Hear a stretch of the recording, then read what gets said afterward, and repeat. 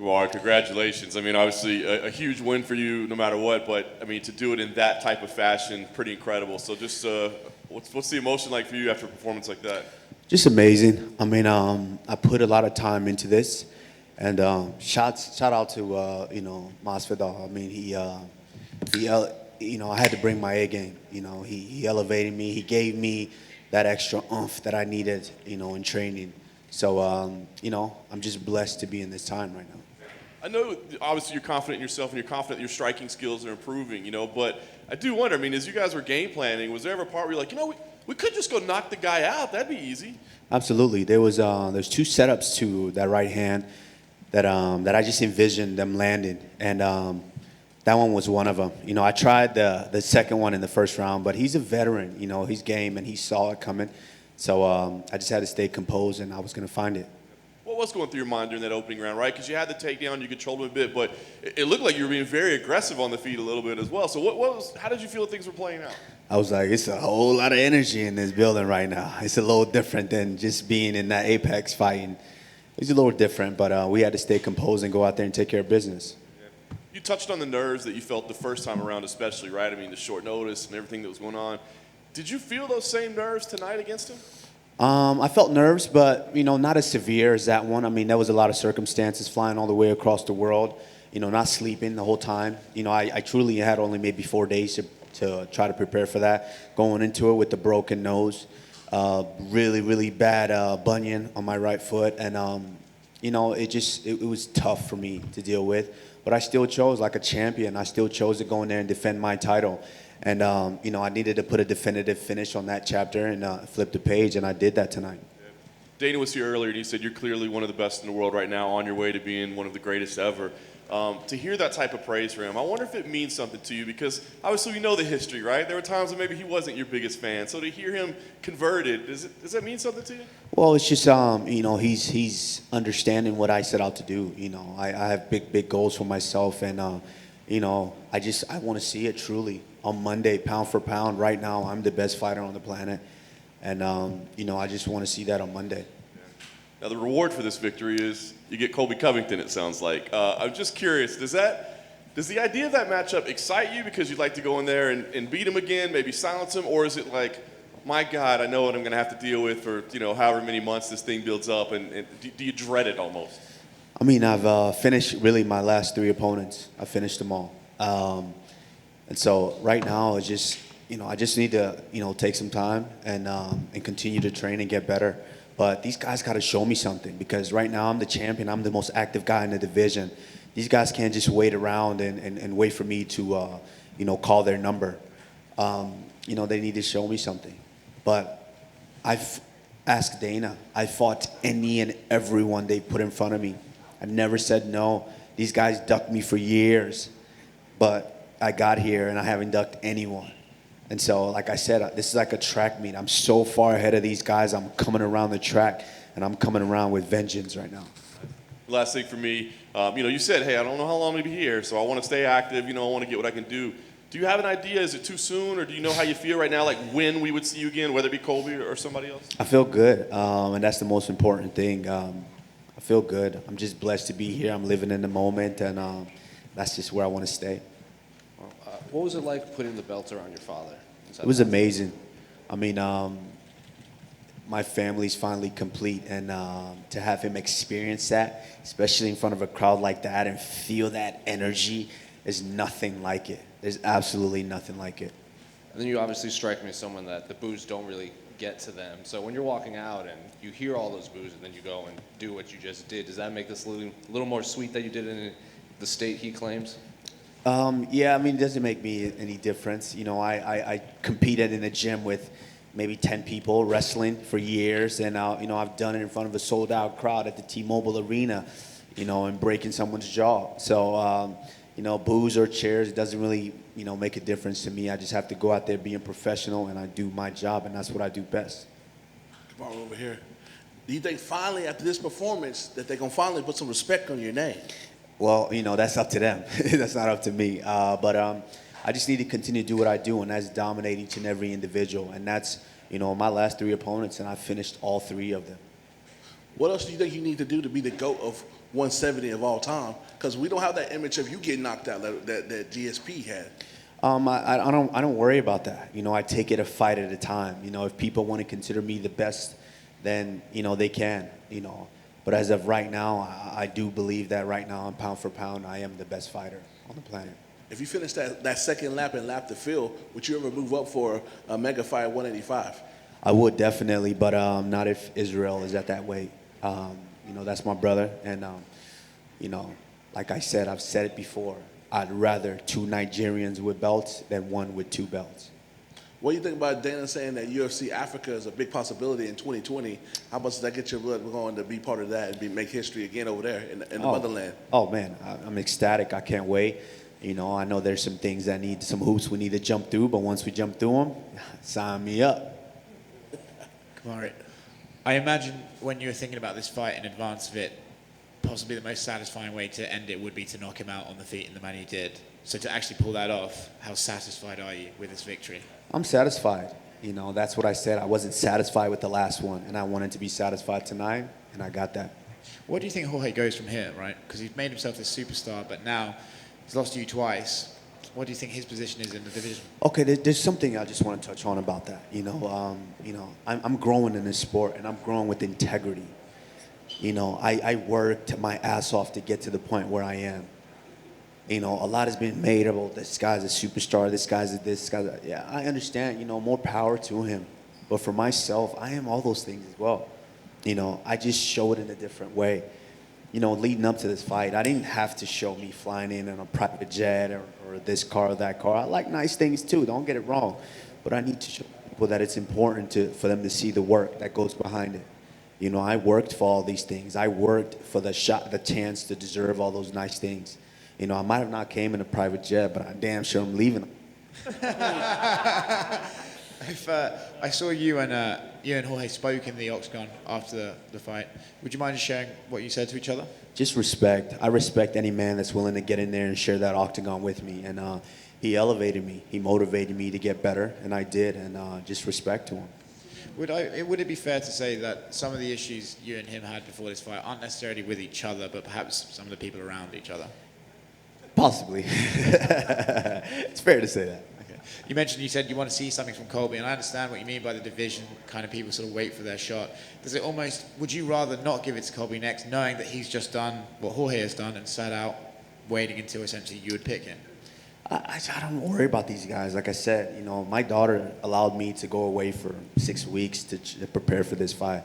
And so that's the only person I owe, you know, something to. I owe her a vacation. And I owe her some time to just love on her and be home with her. That's the most important thing to me. But like I said, these guys need to show me something, motivate me to you know, not just stomp feet, motivate me to do something. And you know, once they do that, then you know we'll see who's next. Last one from me. Dana White says Nick Diaz is coming back to fight and is entering possibly your division. Any interest? If Nick wants to get in here and deal with this African lion, more power to him. Thanks, man. Hey, Kamaru over here. Kamaru, I asked Rose this, and I want to ask you this. Trevor Whitman coached both of you guys to big wins. Whose after party is he going to? He's probably going home, going to sleep, because he's got an early flight. But yeah, Rose is, like I've said before, she's a special athlete, and she proved that tonight.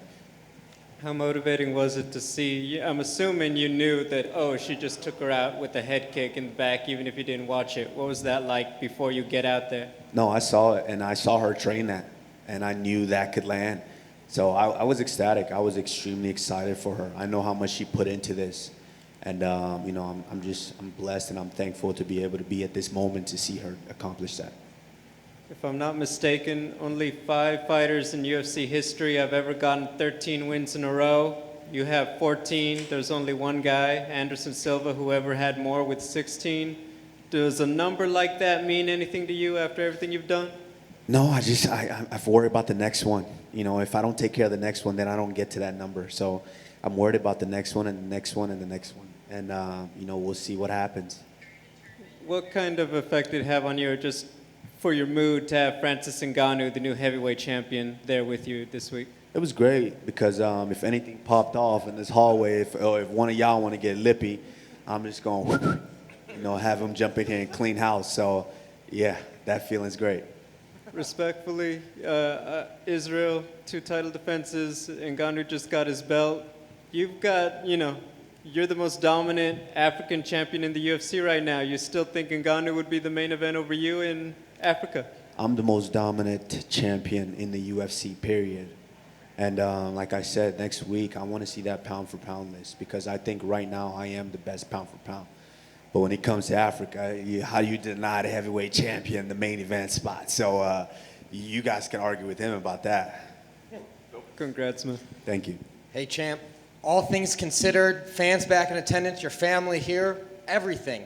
Best performance of your career so far? I mean, the energy was electric. Yeah, I'm like I said, I'm satisfied with that one. And being real for a second, you put him out when he went and hit the canvas. Did it feel good to get some of those extra shots in there? Extra shots? What do you mean? Maybe 1 or 2? It was extra shots? The ref didn't pull me off yet, so, I keep going until the ref pulls me off. And,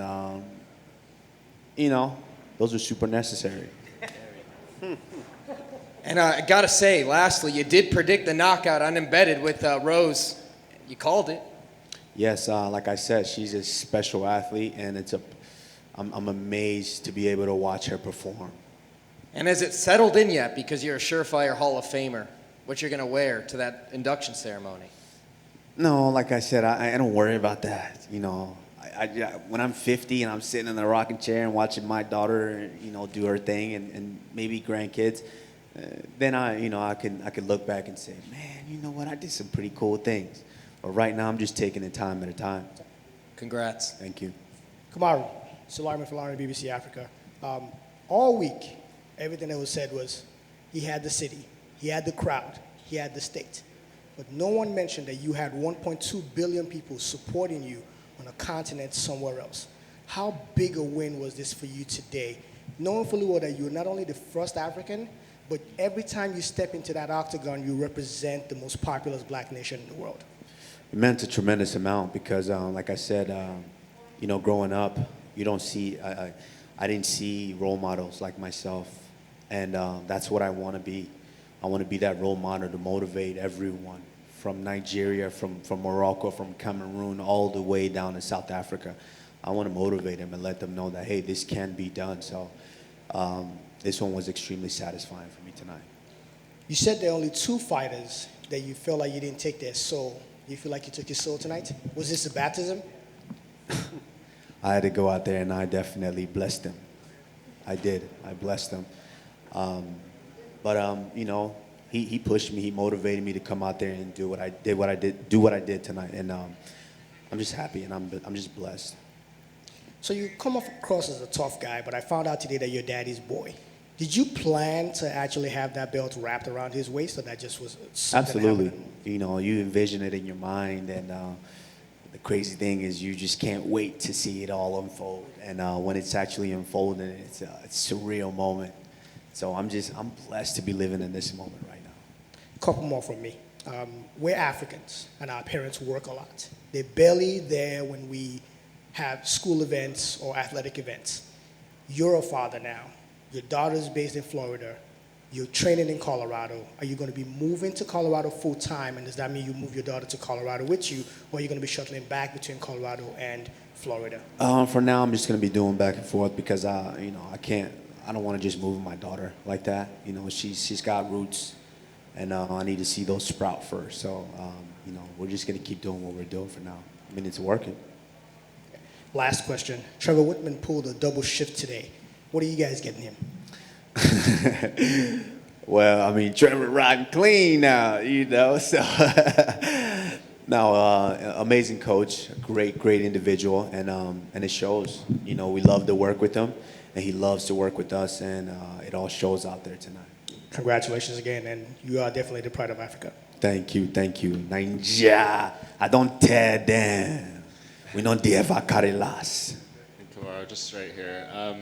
To have Jorge, after everything he said in the lead up to the last fight and this, say, no excuses, he had my number, he's the better man, what does that kind of mean to you? It's satisfying. I wanted to be satisfied tonight. Like when I compete against another man, I want to be satisfied in knowing that that man respects me for what I do. And, that's all it is. I'm satisfied. Are you satisfied with the first win over Colby, and maybe that's why you're not as keen to chase that feeling with the rematch? I broke the kid's jaw. How satisfying can you be after that? So, I'm not really worried about any of these guys. Right? Like I said, I've lapped the field.